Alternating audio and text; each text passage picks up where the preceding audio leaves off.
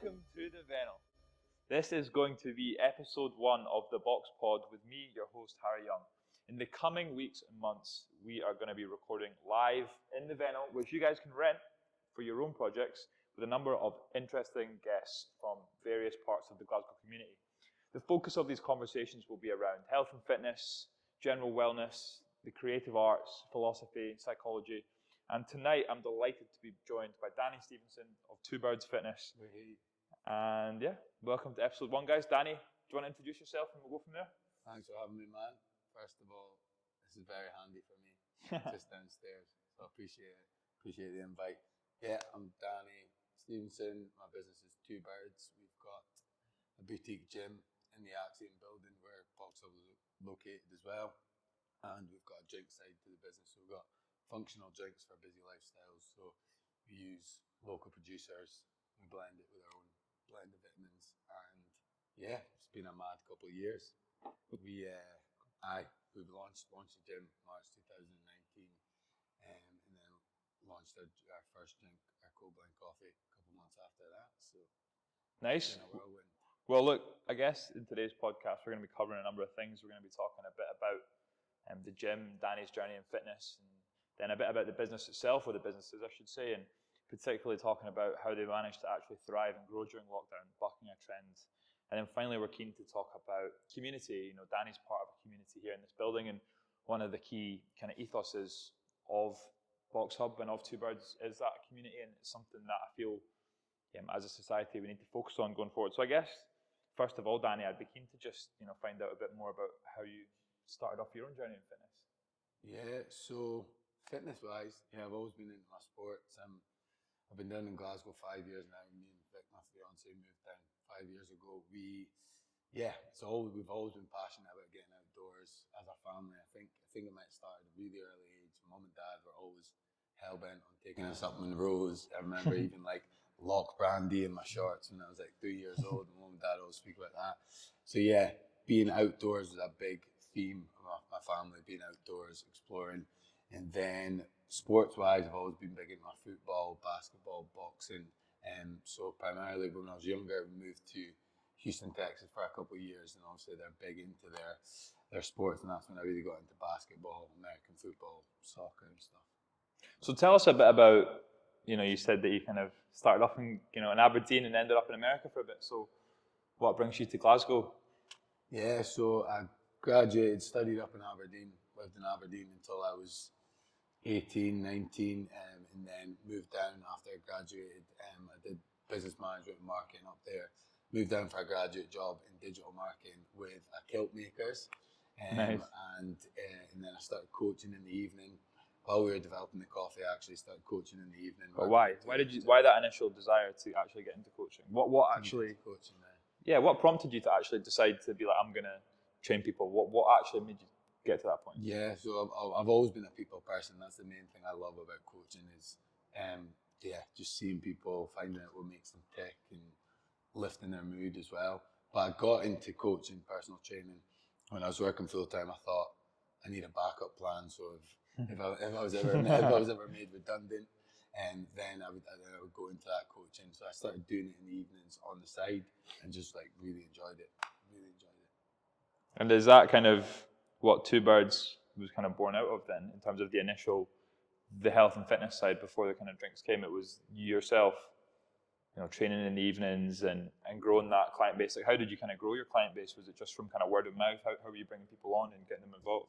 Yeah, definitely. So enjoyment was the main factor. So I realised that not enough people were enjoying training and working up a sweat as well. So I started, and while I was working full time, I was coaching in 2 gyms in the evening, one in Parkhead and then one in the city centre. So that's how I kind of grew my client base.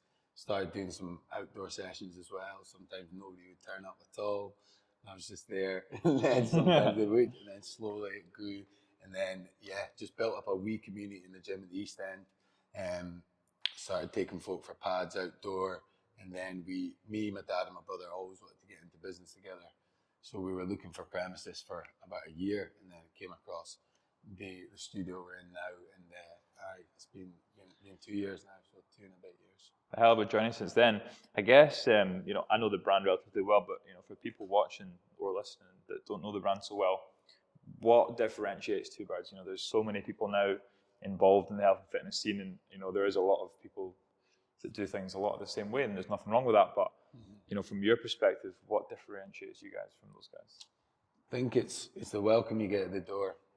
What we offer our members is a complete mix, so a holistic approach to fitness. So we do yoga a few times a week. We have a run club on a Friday, but our core offering is our signature group workouts. So peak 45, peak 30, and we've added to that as well. And then we also offer for our unlimited members small group PT. So that's our focus sessions, and that's folk getting one-to-one coaching at a fraction of the price. So I think what makes Two Birds different is, the community we built. Everyone's passionate about helping each other when they're in the gym, but also we've all got similar interests. We're passionate about our food, music, arts. That's what we speak about half the time in between sets. So Two Birds is, I guess, more of a lifestyle thing. I remember when you were describing it to me once, you kind of described, you know, even the idea of the name, killing two birds with one stone. Yeah. So is that kind of how that came about? Oh yeah, it all came from the expression. So the coffee actually came first. I had the idea. So I was passionate about coffee when I was working full time. Still are, like, and the only way you get through the day. Definitely. Too much coffee consumed on a daily basis. No. But I used to put. If you've heard of echinacea before, tell us, because I haven't. So echinacea, I've never heard of it. Echinacea is mums all over the UK swear by it. Okay. Sounds like an advertising slogan. Mums swear by it. It's called Echinacea purpurea. It's a plant, so you'll find it in different forms, tablet form. Yeah. But I used to put liquid drops of it into my morning coffee. It's for the symptoms of a cold coming on. Yeah. So when I was working with 95, I would do that, and I'd have a vitamin C drink on the side, and I used to blend ginger, turmeric teas in my desk. It was all too faffy for when you're on the go as well. So I wanted to create a grab and go, something that you're getting a hit of caffeine and vitamins, two birds, one bean. So that's where it came from. And then the add-on to that was the fact it's a philosophy for life, so you should incorporate fun into everything you do. I love that. Two birds, one stone. So that's where it came from. And you think that kind of ties into that, which is, I think, very relevant and a great way of looking at it. And it's, you know, from me working previously in a commercial gym, I think it's something that's sorely lacking. Fitness feels very impersonal, and I think bringing people in and making them feel wanted and welcomed is so important. So I can totally see why that goes against the trend. So, you know, given that, it feels, I know that you guys are very purpose driven, but I guess with that two birds, one stone being at the heart of it, rather than just, you know, lose some weight, get in a bit of shape, but hate yourself doing it and don't have it sustainable, it's the two birds, the purpose, the ethos to, you know, to have that consistent lifestyle change. Yeah, it's all about making that lifestyle shift, I call it as well. And people that come in the door, like, we know every member by their name. They get a coffee on arrival. It's more about the experience. Yeah. You're guaranteed a good workout. And we chat about your goals, and we're more readily focused on some strength goals now as well with our focus sessions with a small group PT. But it's about that experience for the person. So never want anyone to come into our gym and leave feeling like they've been alienated or they didn't have a good time. So everybody leaves with a smile on their face, and that's when the big premises are coming in. And I think that's super important. I think that, again, as I kind of alluded to earlier, I think people, you know, they go into a commercial gym, and I've trained in gyms for a number of years. You've obviously, it's the same for yourself, and I think that there is this thing, but we forget that when someone steps into that environment, it's intimidating because it is second nature, but actually you contrast what you're offering is compared to that of a commercial gym. If you don't have that help on hand, it's a daunting experience. And I think that making fitness more accessible, and I also think, and this is probably something I'd be keen to get your thoughts on, there's such a significant amount of misinformation in the public domain about health and fitness, and you know, there are brands, and it's really shocking to see, and I do think there's a bit more regulation coming now, but you know, people using misinformation to sell products, and people don't get that knowledge, you know, whereas, you know, in a community like yours, they can bring that to you. So I'd be keen to just kind of get your thoughts around that.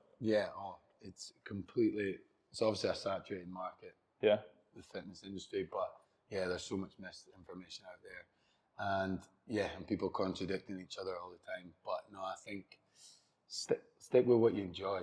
It's like doing any sport. If you enjoy the sport and you genuinely feel good after doing it, then stick with it. You know what I mean? It's one of those things. It's not a one size fits all approach at all. That's why there's some members we've got that come in and they just do the focus sessions. Some people do the group sessions.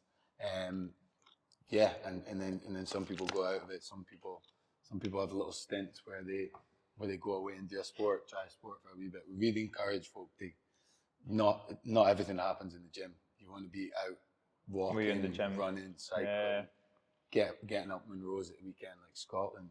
Like I think that's what people have realised in lockdown. Yeah, Scotland is one of the most beautiful countries in the world, and there's so much to see of it. So that's been a big thing through lockdown. I've been making sure never make people feel bad if they miss a session. Just make sure they're doing something that's, you know what I mean, going to benefit them. You know what I mean? Yeah, I think that. I mean, that's it. I mean, I think two things there I'd like to expand on. First of all, it's got to be that sustainable lifestyle change from not only a health and fitness perspective, but you're talking there about that 1 hour in the gym. If you work hard 1 hour in the gym, that's fine. But if your lifestyle choices for the 23 hours in the gym outside of the gym are not right, then it doesn't matter, what you're doing those 5 hours a week in the gym. It's not going to add up at all. So I guess it's just about encouraging people. I mean, I think encouraging people to build on those positive lifestyle changes and form positive habits and healthier relationships with everything else outside of the gym.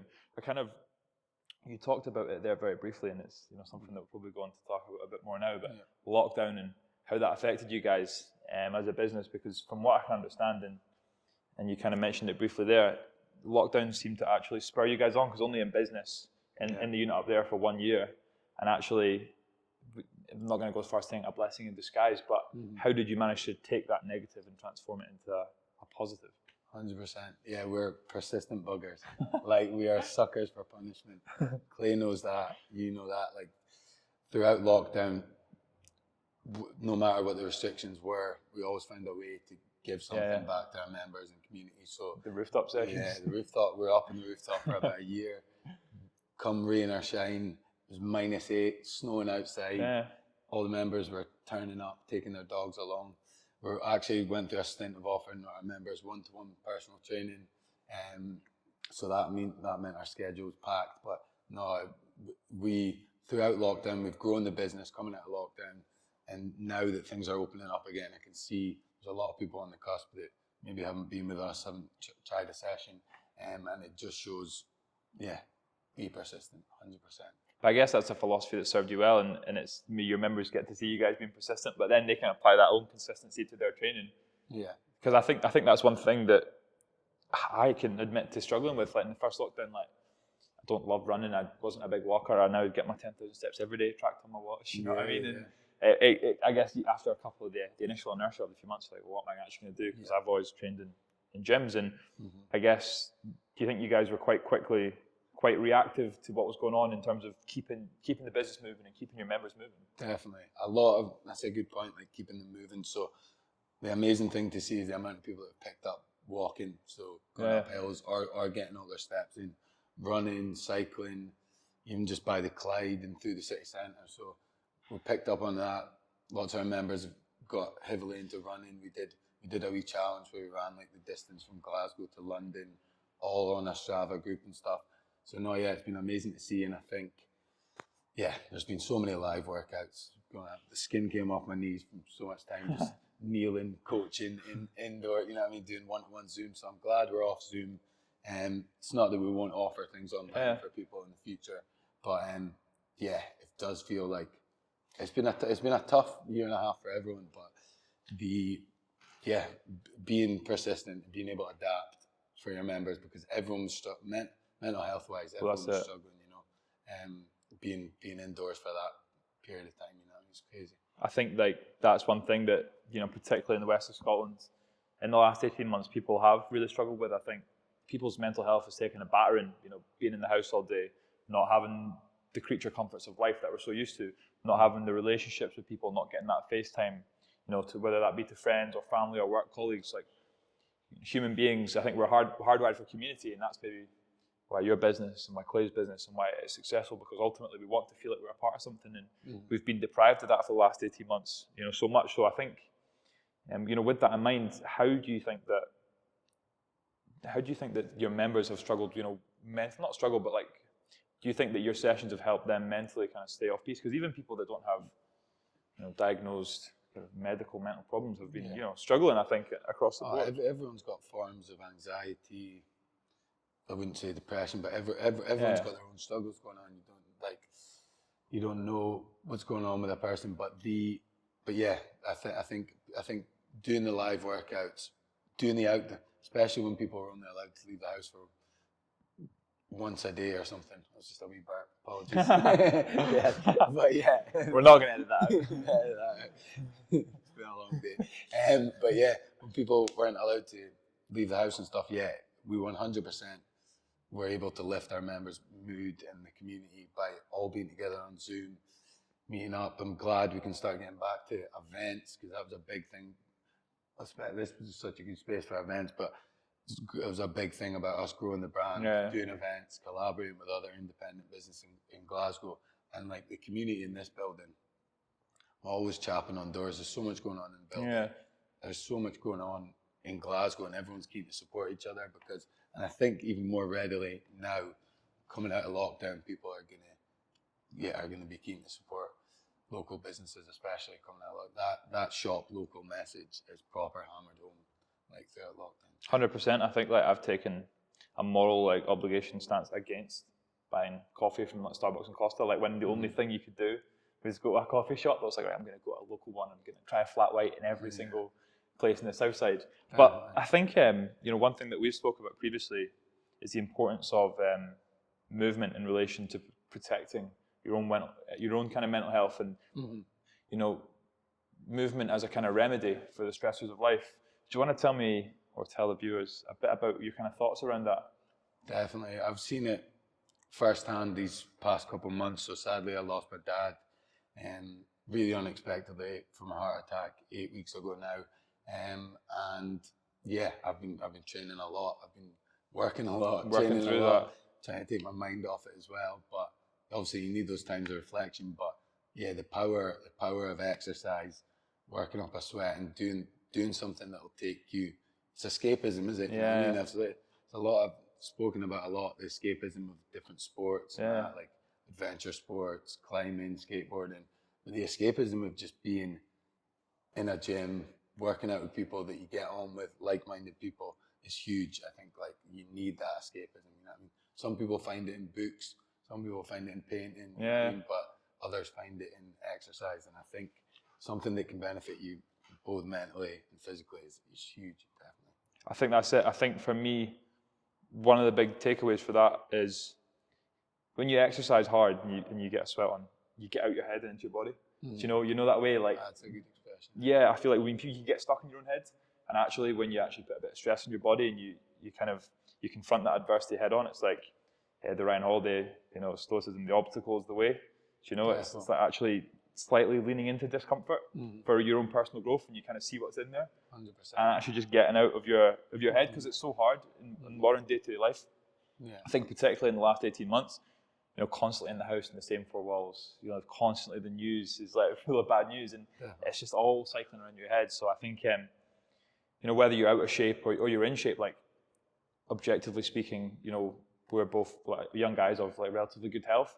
And I could even feel myself, when the gyms were shut and running, when the walking wasn't doing it quite shut. It's hard. You need that output and to get out of your head and into your body. 100%. And you can see, I can even see it going back into the gym. Obviously, people have been training, but they haven't been doing the same sort of lifting they've been doing. So a lot of people are doubting themselves as well. So you hear them saying, I can't do that. Yeah. And I always say to folk in the gym, no cans allowed. There's no cans allowed in here. So it's only cans. You tell yourself you can do something, because you see it a lot, man. Self-doubt's a huge thing, and you either need a coach to spur you on. So every good coach has got a coach. With the half Ironman that I'm attempting in October in Barcelona. No cans allowed. No cans. I know I can, but I'll struggle through it. Yeah. But when I saw you in mile 25 with that marathon. Oh yeah! Oh my God! You know about this, Clay, but yeah, Harry bumped it. We did a food bank.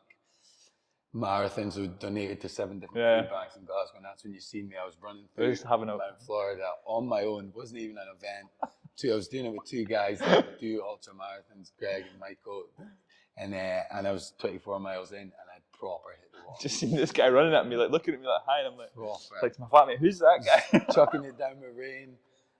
I'd actually gone into a wee gallop of a run. Everything just gave way, but we finished the marathon as well, and we actually did a meditation workshop after in the studio with Cam Cooney, which is amazing. It's a great meditation teacher. We did it.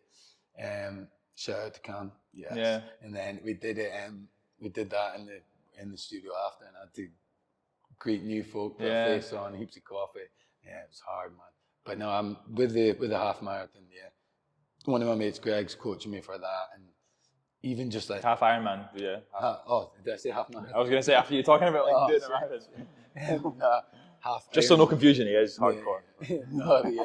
So yeah, it's one thing I've learned from getting coached by other people, even the likes of going to a yoga session. Every day is a school day. There's so much to learn. I agree. That's the big thing about, like you said, about misinformation in fitness, but there's so much out there. There's so much to learn about the way we move, our bodies, anatomy, like it's never ending. But that's hard to disseminate, you know what I mean? You're right, there is so much out there, and you have to like, you get better over time, like critically analysing, right, this is a good quality information. It's like, I always just say to anyone to always think about, this is a more general tool for life, think about the reason that someone's published that information. Is it for their own benefit? You know what I mean? Once you start getting to the heart of like, well, why is that person saying that? Can they receive benefit from it or not? Then you're right. But you're right, there is so much good quality out there, and it's like, people talk about the school of YouTube. Like so much of good quality lifting that I learned was, well, I always think you do learn more in the gym, actually under the weight, but just in terms of picking up little cues and stuff like that. You know, 100%. I think it's funny when you listen to like, you know, Arnie and Pumping Iron and people talking about it, like bodybuilding and fitness was like this mystical thing, you know, back in the day, because there wasn't all this ready information. It was just like a magazine you would get, and these guys were seeing it so different. But that's a bit of a tangent. Yeah. But you're right, like being able to make your mistakes as well. Like you can't be stuck in your ways. If you find out that you've been coaching something wrong, or you've been doing something wrong. That's a philosophy for life though as well. Yeah, 100%. Never. Obviously, stick with your morals, the things you know are right and wrong. But when you do something wrong, like just admit, like that's the big thing about putting ego out the door. And that's not having a fixed mentality. Just having a growth mentality every day. So instead of like becoming set in your ways and becoming closed off to new ideas, you know, having that growth mentality of every day. And I always think for me, like I always just try and think about now, like all you can really do every day is try and wake up and make the best of the situation you're in on any given day. And that's what I think that's what lockdowns taught a lot of folk, take it a day at a time.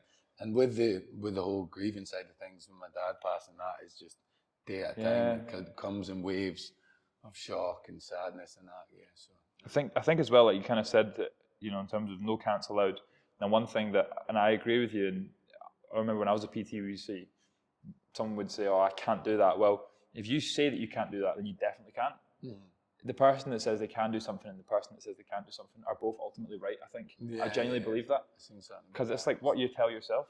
You know, you create your own reality in that sense. Definitely. I think one thing that, you know, we're keen to move on from, very relevant in terms of the movement as a remedy for mental health, is actually using fitness as a kind of catalyst for social change. Because one thing that, you know, Paul Mort talks about, this idea of the palate, you know, in terms of beyond just a food palate, but all we consume in terms of the media, food, drink, and, you know, what you do on the weekends, you know, it all affects how you feel about yourself. And I do think in the west of Scotland, in areas that are potentially a bit more deprived, like people are not shown another way in terms of, and they're not given this good quality information. They don't know that this stuff is going to make you feel this. Like, what are your thoughts around kind of fitness as a catalyst for that social change? No, that's huge for me. In the past month or two, I've been thinking a lot about that. So there's actually like a social enterprise project that I've just started work on that hopefully launch in the next few months. And that is all to do with giving good information on physical health, well-being, and helping teenagers, children in disadvantaged areas. So my dad set up a social enterprise project up in Aberdeen, which is an extreme sports centre called Transition, and that's still going strong 15 years on. That's massive skate park, climbing wall, had an MMA bit downstairs. So yeah, I'm just like having the idea of the project I'm going to do. I'm not going to tell you yet, but I'm absolutely buzzing Next about time. it. Absolutely buzzing about it. So yeah, so I'm going to start working on that, and that'll just be on the side from Two Birds. But we're definitely going to link in the network we've got of coaches and yoga teachers and everything to help educate folk. Do you think that that's a big thing as well, just in terms of the educating people piece? Because I noticed this, like you do notice it when you go around an area I live in an area that's quite rough, you know, and it's like everywhere there's like betting shops, 3-in-1 takeaway shops, and things that are not consistent with a healthy life.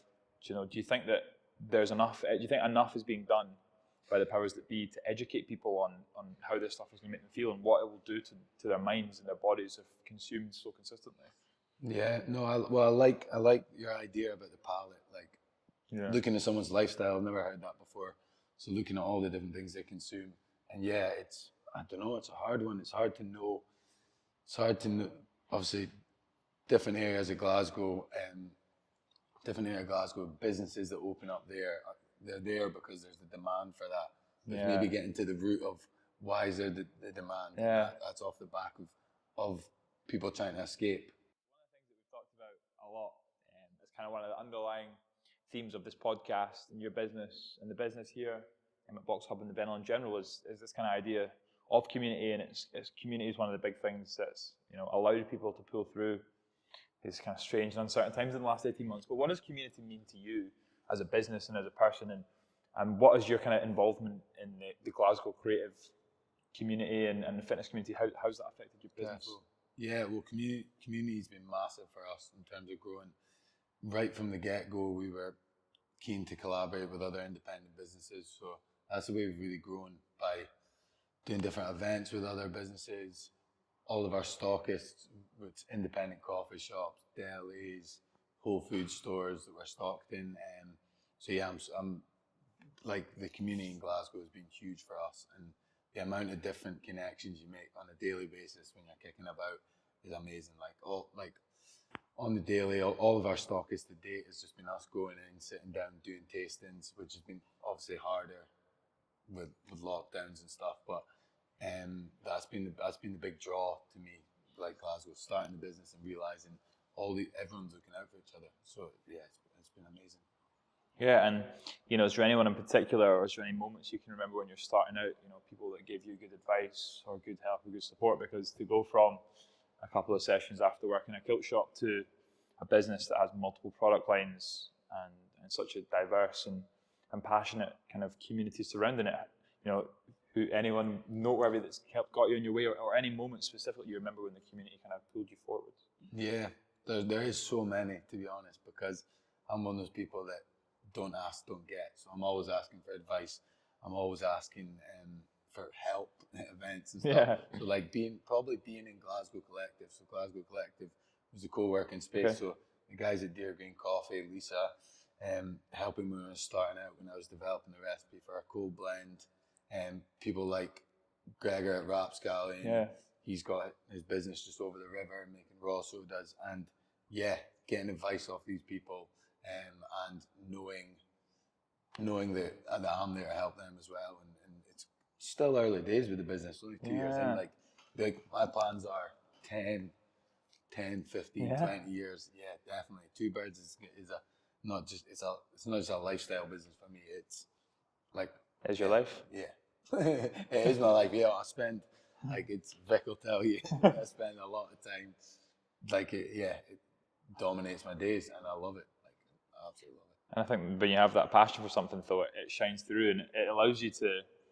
I think one of the best bits of advice I ever kind of received is always start with why. Like, why do you do something? Why do you want to do this? Why do you want to do that? And I think clearly you guys have such a strong why, and it comes across that why you're doing it. Like, it's powerful. And I think even from my limited exposure to your community and the community here and the wider kind of Glasgow community, it's been amazing to see, and hopefully we can get some more interesting people from that community on this podcast as we run. I think it'll be interesting to hear a little bit about what you will give away, what you won't give away. What does the future look like for Two Birds? Is there anything that particularly that you want to achieve? Because 2 years isn't a very long time, as you say. Lots of exciting things coming up. Yeah, no, we just want to continue doing what we're doing, building the brand. We're going to do a lot of stuff in adventure sports, so surfing, skateboarding. Yeah. Doing some big events. Glasgow notorious for those. Yes. Oh, yeah. Surfing down the Clyde. Definitely. No, yeah, just doing things all over Scotland, really. We've got Colin, who works with us in Bristol. He's our marketing brand development manager in Bristol. Nice. So doing some more events down south. UK wide? Down south, yeah. But Bristol, we've got a few stockists down Bristol way and some in Brighton and stuff. So getting the tie, like Bristol reminds me of Glasgow so much. So doing stuff with those two cities on the drink side of things, and then probably doing some more pop-ups on the gym side of things. So we're going to do a pop-up in Edinburgh soon, and continuing to grow the community in Glasgow and that as well. So, I mean, one of the things that we've talked about a little bit, and I was there on Friday night when you were doing your launch event for your tea. Yeah. So tell us a little bit about that in terms of maybe the product lines for this stuff as well. We've got, I think we've shot it as well, but this is the Two Birds coffee, and this is the ice mint and green tea. So yeah. So that's it. We did a soft launch of that last year. So that's our iced mint and green tea. Yeah. So it's a local tea producers in Hillington called Jenniers, and it's their loose leaf peppermint tea and Japanese sencha green tea that we use. So yeah, we've got our two drinks. We'll do stuff in food and drink. Yeah. I really want to tie in all of our passions. So music, art, food. So like a lot of stuff. These are all good things. Yeah. 100%. That's what makes up the flavor of life, exactly. Definitely. Lust for life, Iggy Pop. Nice. Okay. 5 quick fire questions, and then we'll tell the viewers, listeners about a little bit more about where they can find you. Number 1, death row meal, what you're having last meal. And you can't say Two Birds tea. Yeah, no, that's not a meal. It's not a meal. Can be.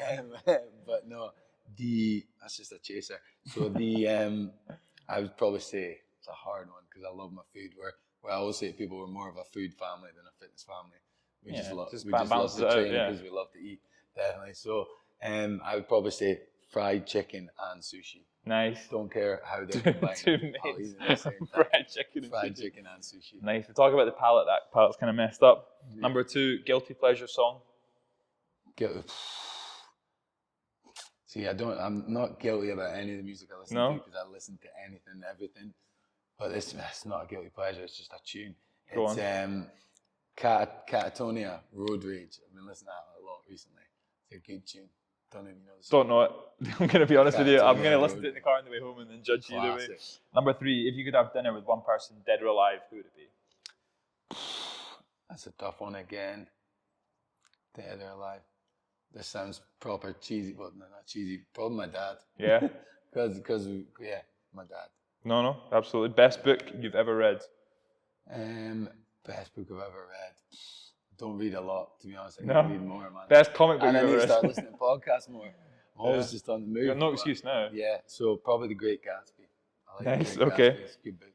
And finally, best advice you've ever received?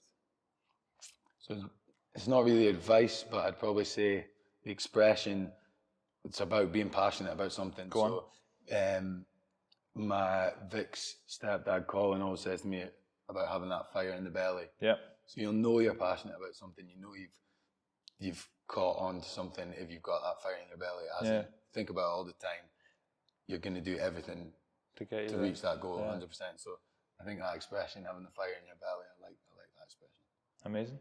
Well, it's been an absolute pleasure to talk to you. Where can people listening, viewing, consuming in whatever form, where can they find you if they want to learn a bit more about Two Birds or have a chat with yourself about potentially joining or getting involved? Where can they find you? Yeah, so our studio, our community, is our boutique gym, which is in the Axiom building on Washington Street, so 54 Washington Street. It's above this lovely Venno box hub as well. Which you guys can rent, by the way. Yes. and our drinks are stocked in independent coffee shops all over the city, and What's your Instagram? So Instagram. Usually the quickest way. Instagram, Two Birds Fitness for the gym and Two Birds Drinks for drink side of the business. Danny, it's been a pleasure. Cheers, man. Thank you, sir. Thank you.